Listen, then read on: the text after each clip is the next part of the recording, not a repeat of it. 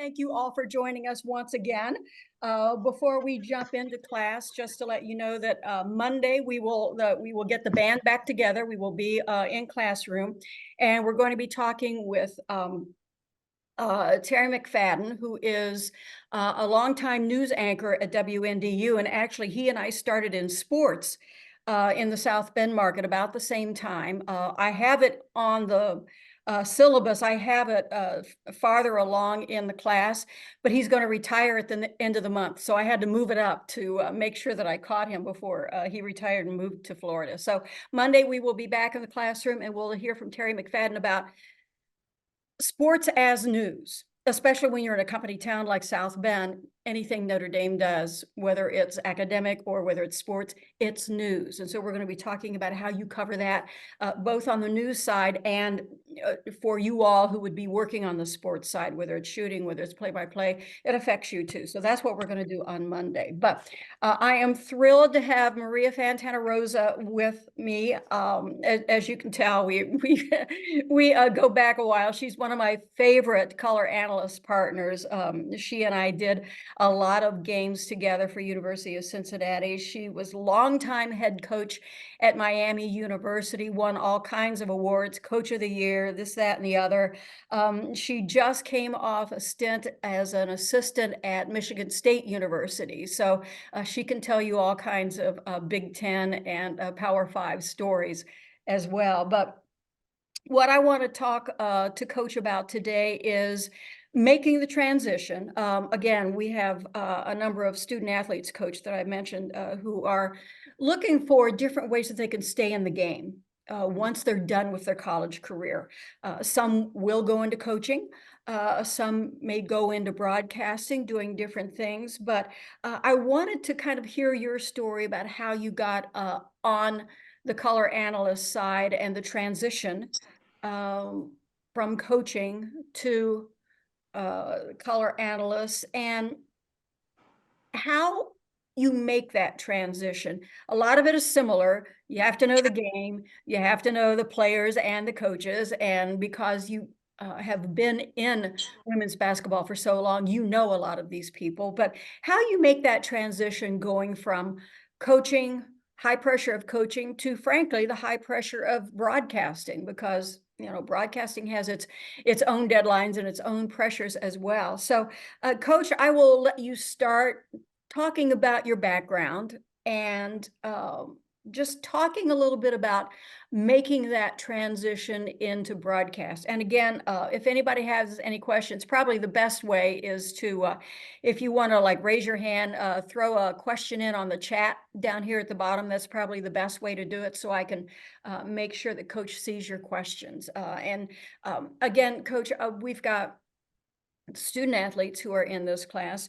We have folks already doing play-by-play in color. We have folks who are directing. We have folks who are shooting on campus with Fighting Irish Media. And we also have people who are just interested in this end of media, in broadcasting, and they're just kind of getting a taste of what's available out there and to see whether that might be something that they might be interested in down the road. So a little bit of everything, but that's kind of a background of the class and their needs and what they're looking for. And Coach, I will turn it over to you.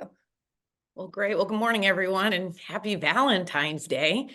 Betsy did tell me to wear red today, but I'm coming from Michigan State, and all of you who are, in your green, I see a lot of green. All of you know red's not a great color all the time. We look at those teams.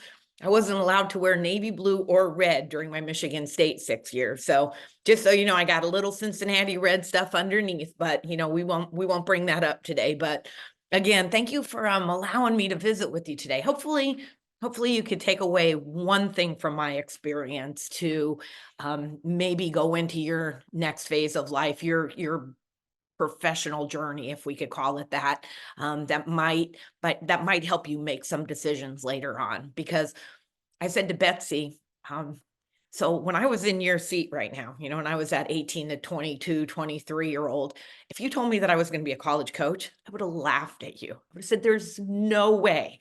Not that I didn't respect my coaches, but there would have been no way. I love the game.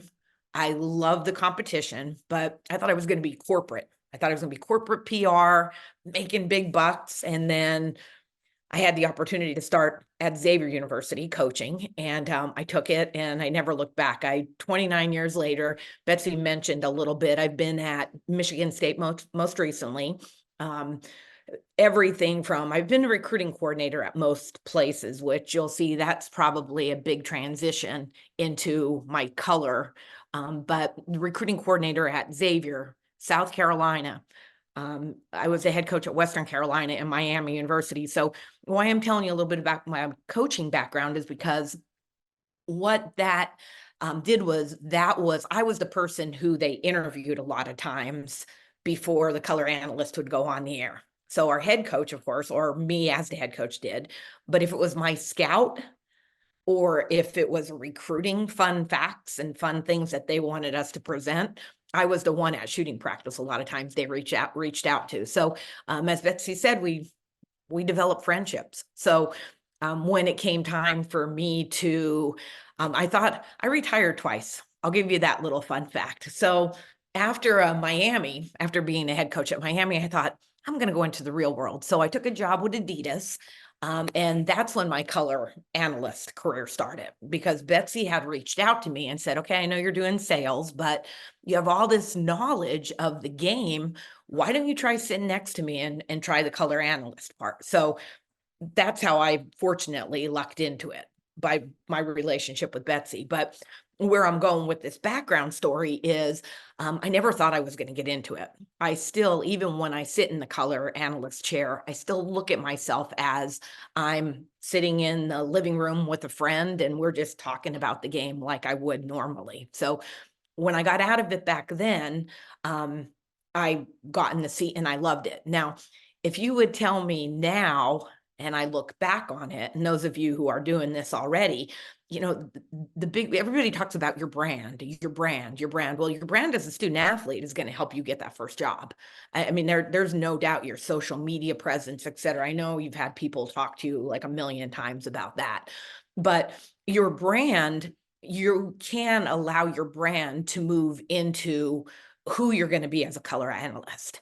Who I was as a coach. I would say the biggest difference is that early on, I don't know that I was my authentic self, because I felt like to be able to be successful in the color seat, I was going to have to be even more humble, even more positive, promote the conference, promote both coaches, promote their recruiting agendas. So early on, I think I did so much promoting that I didn't do as much of the maybe analyzing the game as I would have liked to. But I eventually was able to grow into that. So I would tell you, whatever your brand is now, it's who you are. Be your authentic self when you do get opportunities like this. And hopefully you'll get an opportunity soon and you're able to, start it and grow. So that's a little bit of my background. I know that was long and rambling, so I'm usually I'm a better one-on-one talker, I've decided anymore. So questions as we go, but Betsy did ask me to address a couple things with you before I open it up for questions, if that's okay. The prep that goes into being a color analyst. And I know, you've been, especially the student athletes, or if you've played sports in high school, even your coach prepares you, your scouting report.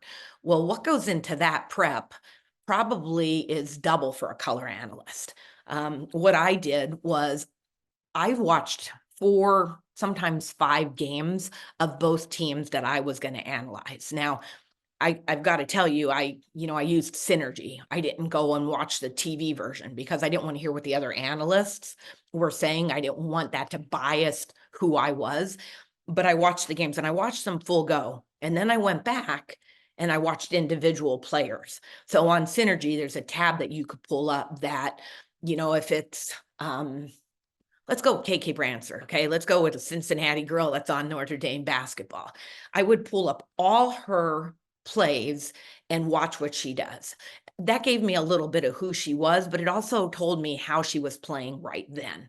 The full game told me how they were going to coach the different offenses, if they were switching defenses. So I wanted to make sure my basketball mind was ready to be able to know the technical part of the game.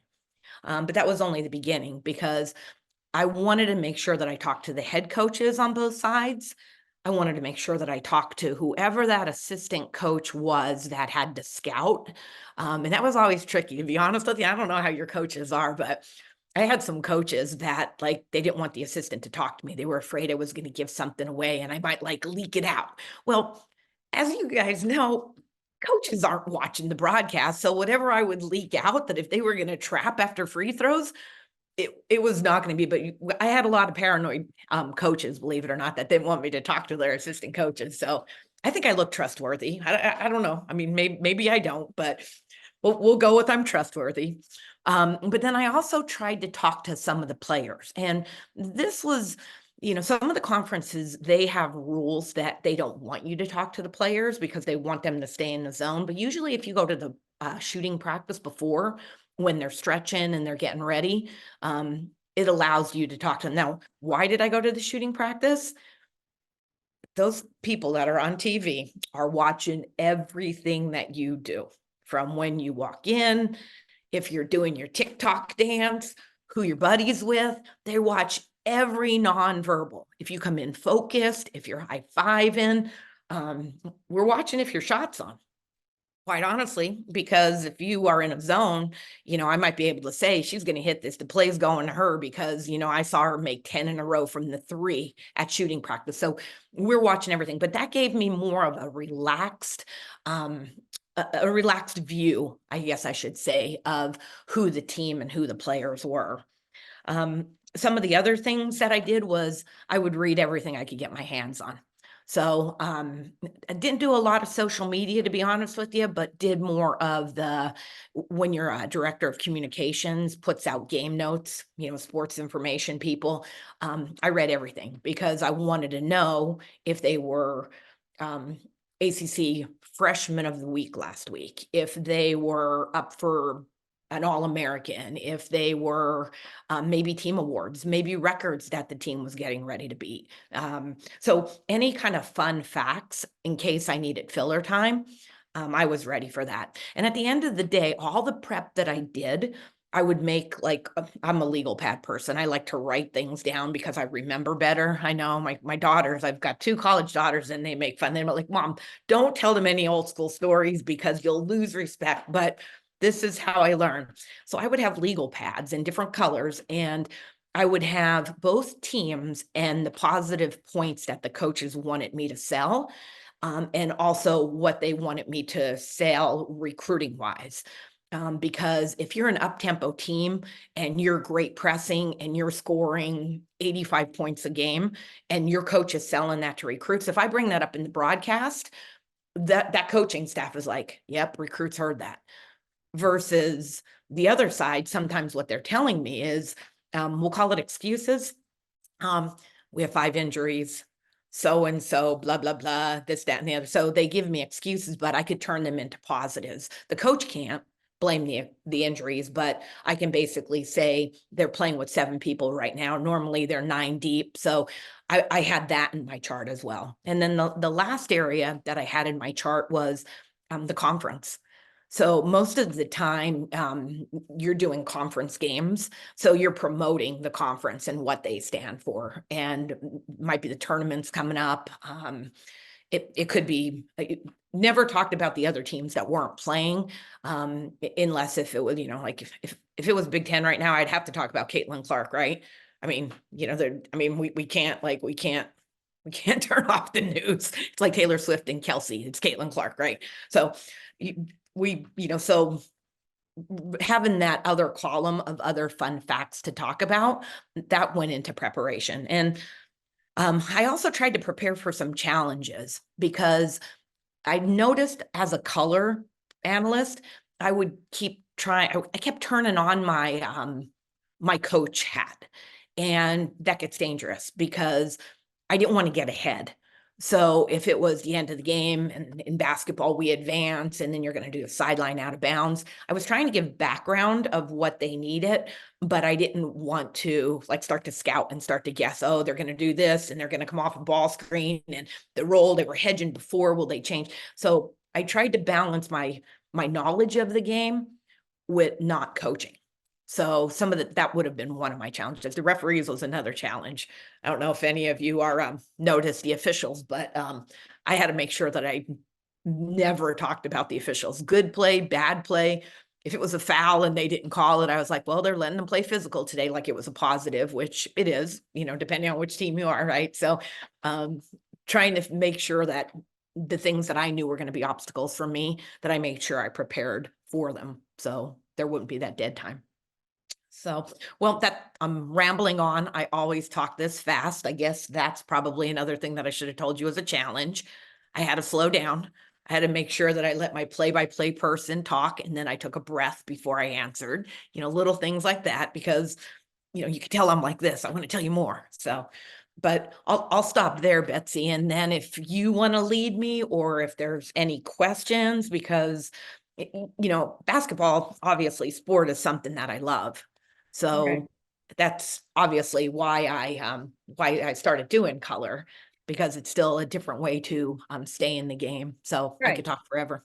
Yeah, exactly. If anybody wants to jump on, if you got a quick question, do so. I can't see everybody at one time. So if you have a question, unmute real quick and jump on and give us a question. And while you're doing that, Coach, I will follow up with you about, especially when you had an opportunity to go to the shoot arounds. And I think, at least in my experience, I thought that I got more information from those shoot arounds the day of or the day before a game. I got more information during that 30 minutes or 45 minutes that you had with the coaches than I think I did from any packet that the SID gave me, because especially the veteran coaches, uh, you know, they would come over and say, ask me anything.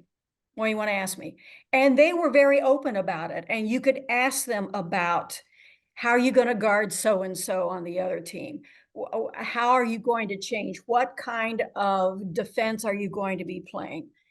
And I found that they were very, very open in that. And you can kind of talk a little bit about what you found in those shoot arounds. And we have discussed that in the class before, that if you have an opportunity to talk one-on-one away from the game, you get so much more information, and it's nuggets that you can use. And if there's one thing that a fan wants information that he or she thinks nobody else is going to get. This is Right. like, a super secret nugget that, ooh, I'm privy to. And so Right. anything that you can dig up like that, fans love. They do, and knowing your audience is huge. If I'm doing a different sport, I think about the people that do color that I like and I don't like, and people that I think I could learn from, male, female, and does our gender affect how we're perceived as well? Little things like that. Like Tony Romo, he's been in the news a lot recently too. But you think about Tony, he sees it from a quarterback his eyes, he sees the defense, he updates on what's going to happen, why they call the timeout. Like, as a technical person, as a coach, like, I enjoy listening to Tony Romo because I get a football side of it. An area that obviously I'm not a football coach, but I enjoy him. But those shoot arounds that you're talking about, I think the best thing that I got out of it, and I'll address the coach piece too, but I enjoyed being there with the players. I felt like they were more comfortable because they saw me there and they could talk to me. And in my mind, I might have known one or two of them because I've recruited them, or maybe we played against them in, one of my college jobs. And so as one gets to know you, the other ones start to come over, because most student athletes, when you're talking to the TV people, they're open. They want to talk to you. They want to introduce themselves to you, even though, of course, we know who they are. So I found that was learning their personalities off that competitive 40 minutes helped me in my post game interview with them, that they were more comfortable with me. So, big win, and they're high and they're emotional, and they come over, and, I just smile at them in the beginning and I let them breathe, and they're comfortable with me already. So the interview goes a lot smoother because we already have a relationship built. And that helped me as much as I think it helped them, especially when I had to ask, the bigger questions. You lost a 10-point lead, you hung on, those type of things. They were still, I wasn't ever attacking them. So, which of course, trying to make everything a positive is important with any interview. But the other thing that the shoot around did was sometimes they would tell me their goals for the game.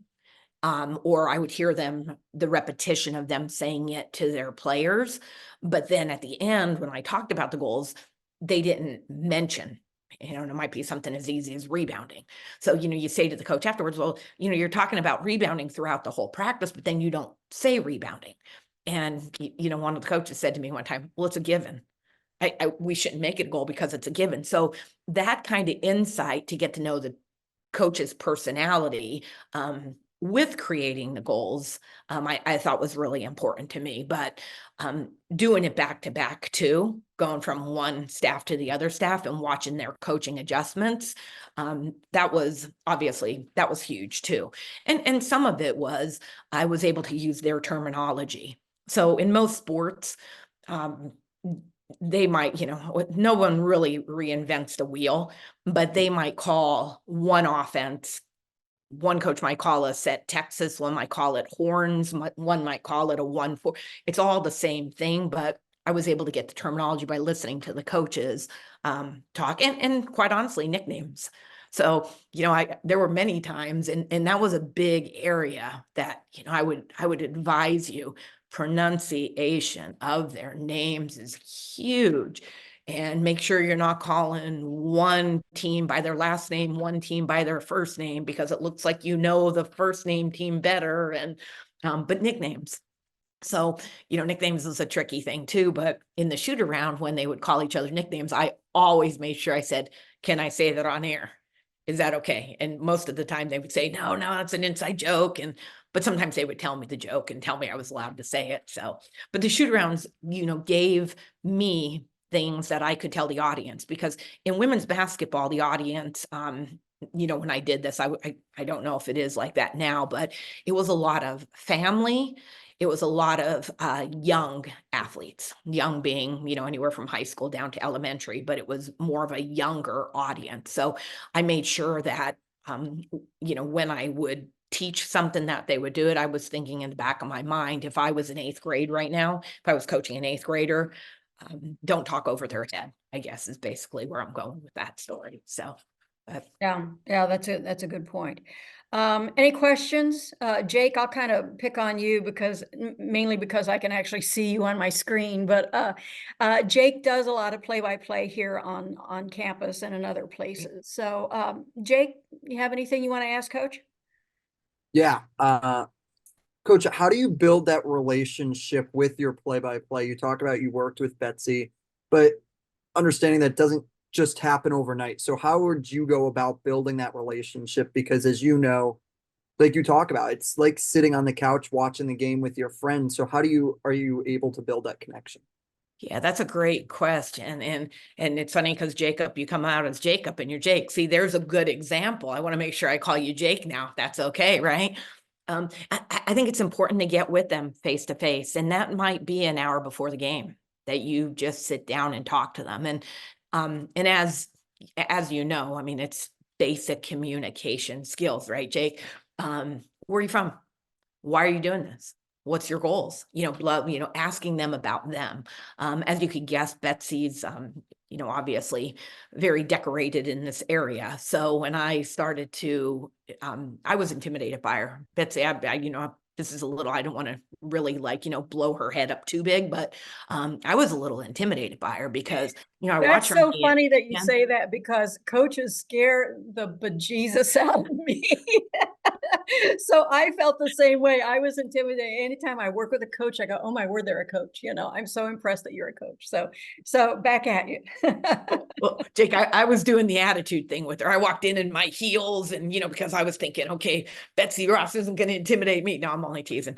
But I made sure that I got to the arena early, because we didn't have an opportunity beforehand to get to know each other. Now we might have texted, we might have talked once or twice on the phone, but professionally we didn't know each other. So when we did get to the arena, I asked her about her. I asked her about her company. I asked her about, again, not why she's doing this, but if she could help me.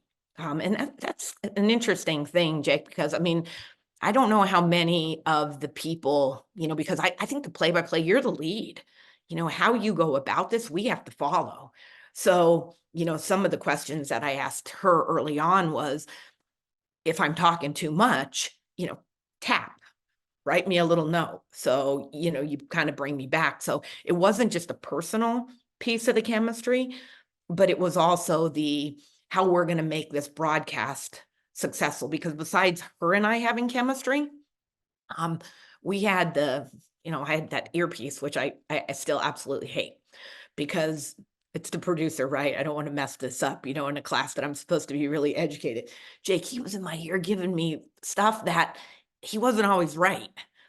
So I was like, it was like overload. I felt like all of a sudden I had overload. I was listening to you as the play-by-play. I heard him in my ear and I was watching the game at the same time. So, that was actually one of the bigger challenges, but I think doing whatever you can to get to them face to face. And even if it's, just drilling them with questions before the game, I think that helps, and being a good listener. I mean, I know that's not rocket science, what I'm telling you, but, you could probably tell things that I care about just from listening to me. Because you're forced to listen to me. I know everybody's on mute. You're forced to. Sorry about that. But you could probably, if I said, do I have children? You can answer that one. That's obviously important to me.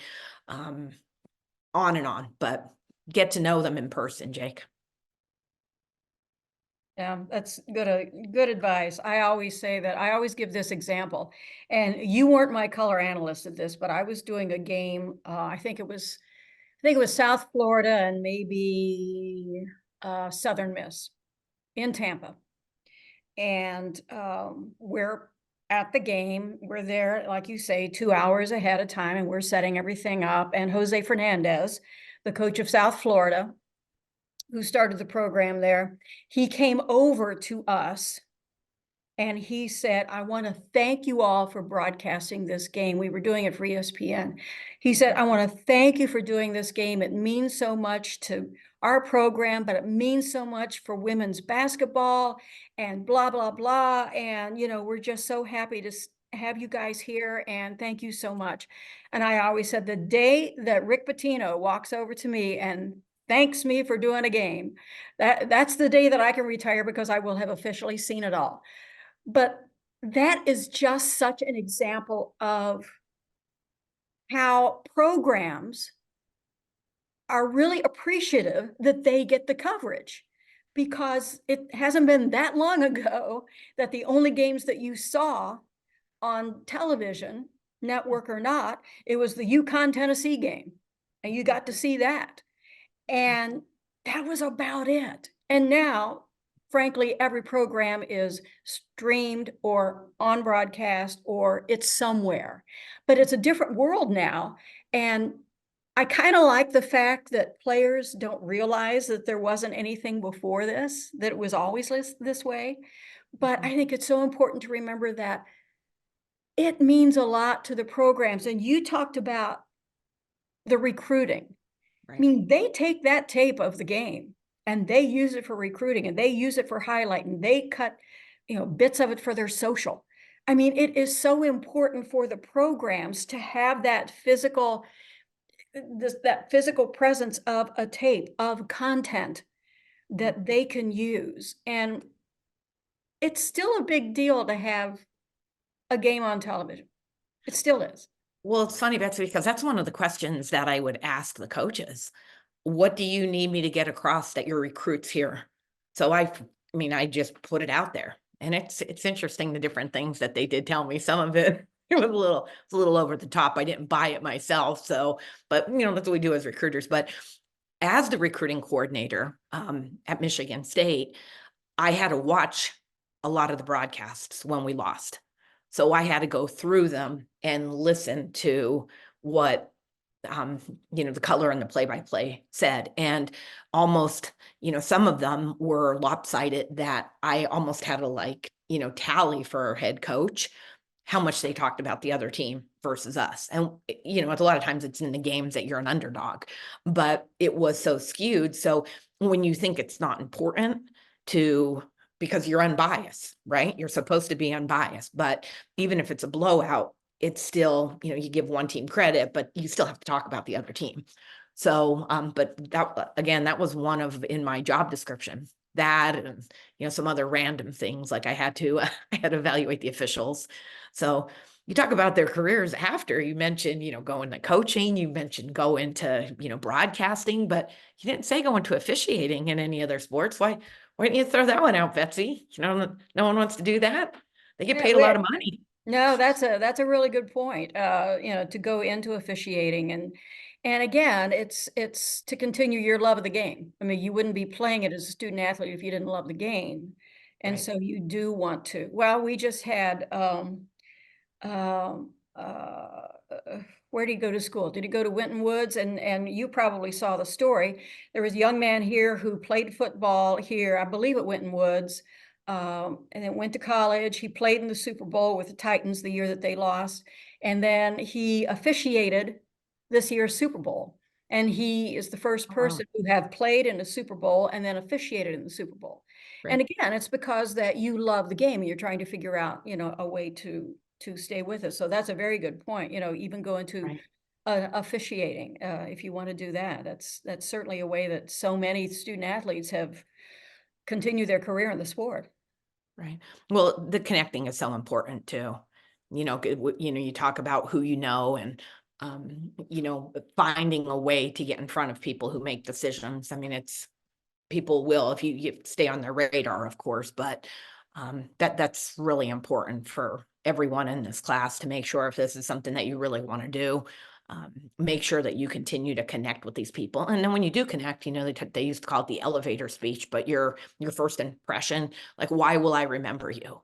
Well, you put Jake on the spot, so I'm going to remember Jake. And I looked up his last name, and my roommate had that last name, so I'm going to remember him. So people that are in people businesses usually want to help people. So when you reach out, that does go a long way. And your coaches, definitely the people who are broadcasting your games, but even if you're not a student athlete at the University of Notre Dame, that is when people see that on your resume, you and I both know it stands out.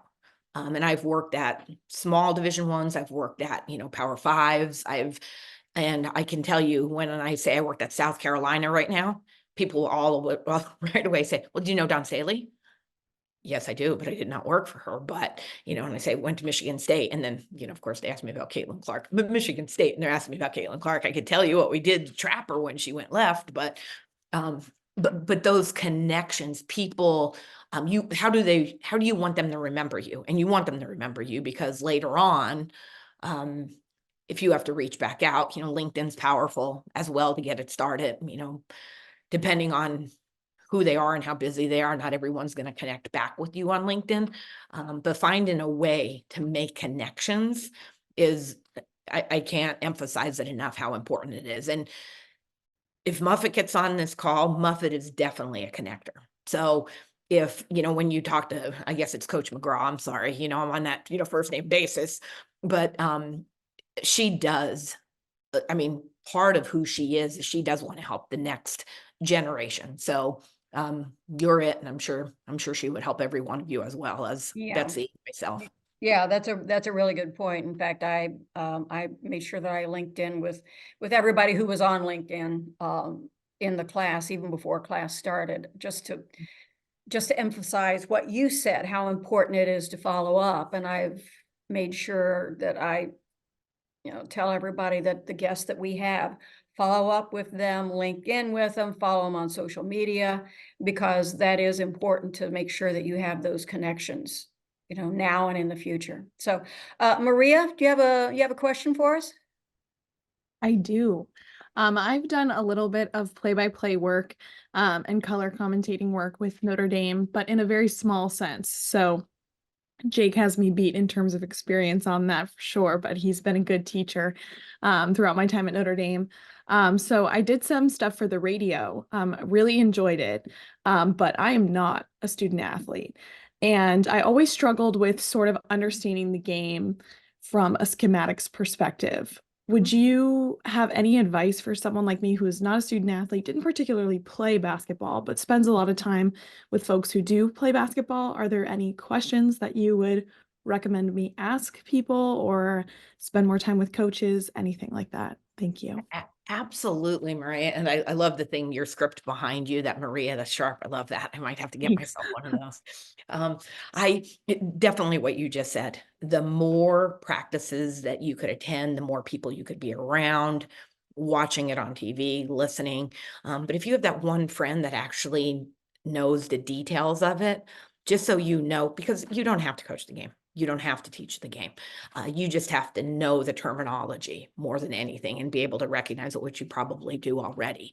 So you don't need the technical, technical X's and O's, I guess I should say, of it to go far.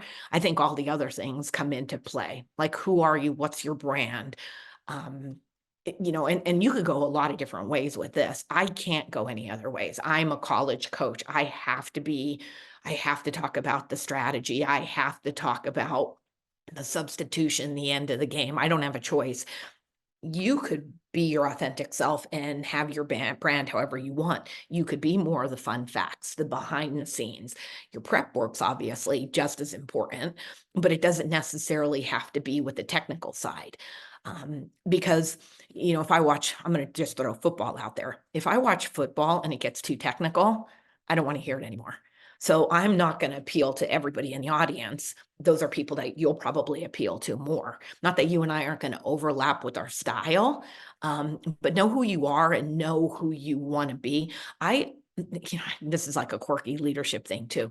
But if you just took the top 3 people of who you enjoy listening to as color analysts, and get them in your head, and then it could be 3 totally different people. It could be male, it could be female, it could be a coach, it could be somebody who played the sport, somebody who didn't.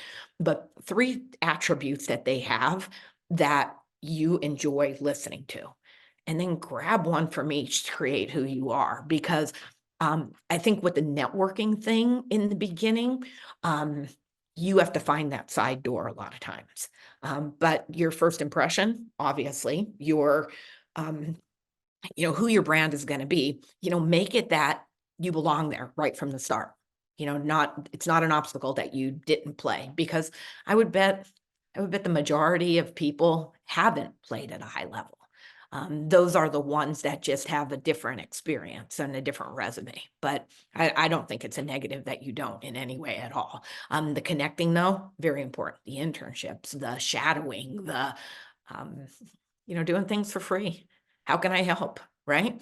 What if Jake gets what if his throat goes bad and he's coughing and he can't go on? You're ready to jump in for him at any point. So be that person. But I appreciate the question, but I don't think it's an obstacle in any way. I think whoever you are, be your authentic self, and put an explanation point on it. Thank you.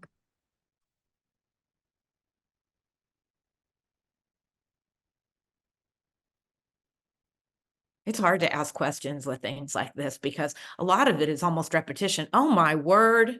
Is it KK Bransford in the screen? I was just using you of all the random people. I did not see you in this class. And I just, was she on? Yes, KK, hi. you were on when I just brought you up? How funny Yeah. is that? Oh my gosh. I guess it's too late. I tell Maddie I used her. Okay. I don't want Maddie to be mad at me. So Yes. I know you as Coach Maria, so it's a little different. that's a good thing, I guess, right?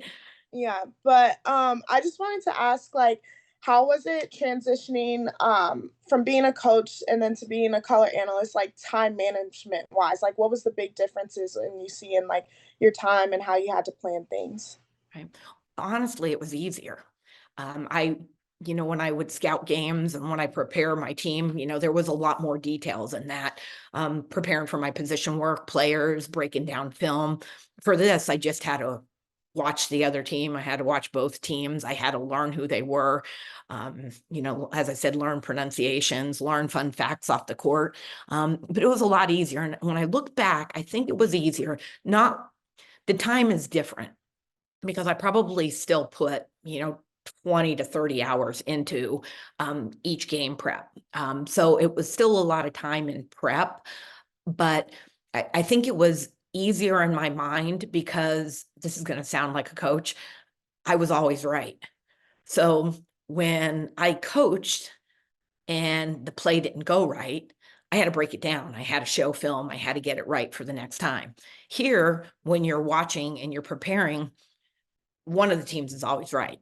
You know, a turnover, is it really a turnover or is it a steal, right? In a lot of situations. So it was a lot, and I say easier, but I think it was more because you're going into it from like your hat as an expert, like I'm an expert in it. Even though you don't come across like that, you want to be, you know, humility is obviously important, but you're just giving information versus the coaching pressure. Like, because there's coaching pressure every possession, and we're planning 3 possessions ahead all the time, and we're coaching our individual players, and we're, you know, we're ready to change things on the run. So I think the coaching, because it was at such a high level and high intensity attention to detail, the color was a lot easier because I was just adding fun facts that I was prepared for. And again, I'm going to go back to that play-by-play person.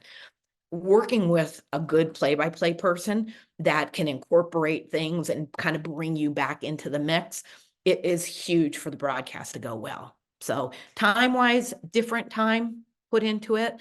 But as I said, you know, a lot easier. The obstacles of not wanting to, you know, criticize the referees or the pronunciations, or one time I had East Carolina as a game, and I called them at the end of the game. I called them Eastern Carolina. Well, I got a letter from the commissioner about it.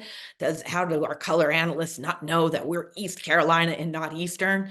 And quite honestly, I think I just kind of lost my focus at the end, where if I said something wrong during the game, you know, I know your coaches do, probably Coach Owens, you know, pick on her, you know, she might be the one, but you don't get held to the high perfect standard. So that might be different. But overall, and I'm sorry, I'm rambling a little bit, but overall, I think it was a much easier transition from being a coach. So, but I think you'll love it. Like, I really think all of you, if you do get into this, I think you'll love it because it's a way that you could still be part of the game, but not, but still have a different job if you want. Maybe it'll be eventually your full-time job, which will be nice too for all of you. You know, if that's what you aspire to be, you know, get paid the big bucks, and I'll be watching you on TV eventually. So hopefully that answers it, KK, for you. Sorry, I rambled a little bit. Make sure you tell your mom and dad I said hi too. Oh, thank you so much. I'm sorry, that's so random that you're in this class. Sorry about that, the rest of you. You could tell I was shocked because I did not see you on the screen. Oh. Any other questions for me? Anywhere, Uh, anything else? I have a question.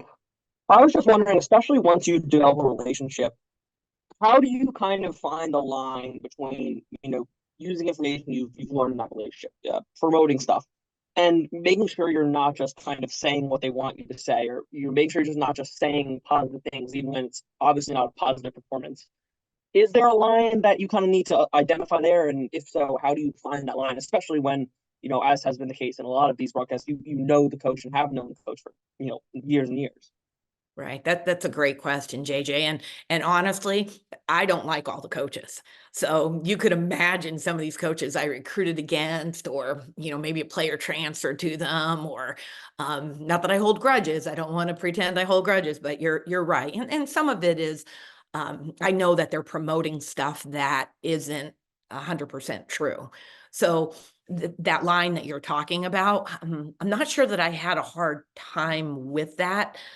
Because it's almost, you have to throw it back into everything is black and white, right? So if it's at the end of the game and there, is a turnover, it's easy to talk about the defense, right? But other things that, could be more gray areas, maybe it's a technical call, how do you address that? Because it's a technical and you don't want to act like it's okay. Like, how do you find a positive in that, right?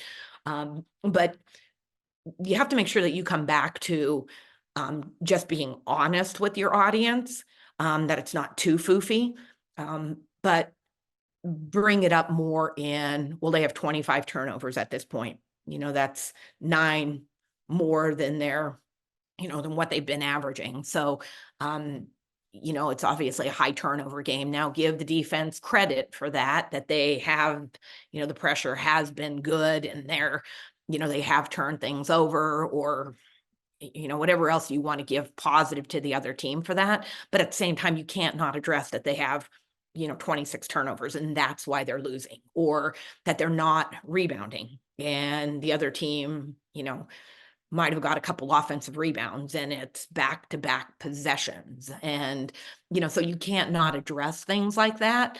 I tried to stay away from effort things because I didn't want to criticize the player's effort. But I tried to do more of the, again, I'm just kind of calling it black and white stuff.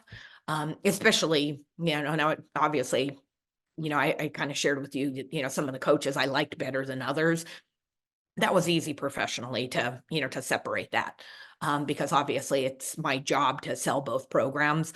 But during the broadcast alone, just, making sure that the obvious stuff I had to bring up, because obviously that's the game and it wouldn't, I mean, you turn it off if I was too positive, if that makes sense. So some of it, I'll call it factual. Because some of the broadcasters that you hear, some of the color people, they have their opinion about things and they want to keep talking about their opinion. And that was not, that wasn't never my brand. I would give my opinion, but I wouldn't keep harping on it, if that made sense. Just because I had the mic, it's a power in that, because the people who are listening, I mean, they're going to say what they want to say. And I've had, as a coach, I've had color commentators who have been negative to our team. And, what does that do? Well, shoot, how many coaches, we replay that back to fire our team up. But those are people that, for whatever reason are biased. But yeah, that's definitely a great question, JJ, because that's something that, as I said, you have to find a way that you stay unbiased but honest with your audience.